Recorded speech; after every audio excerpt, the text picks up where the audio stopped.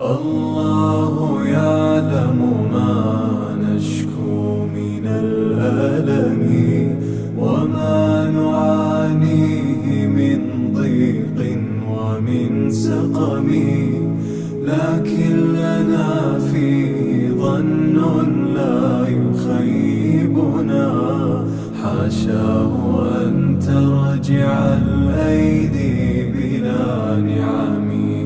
كم جاد من فضله قبل السؤال، وكم أعطى وأغنى بمحض الجود والكرم.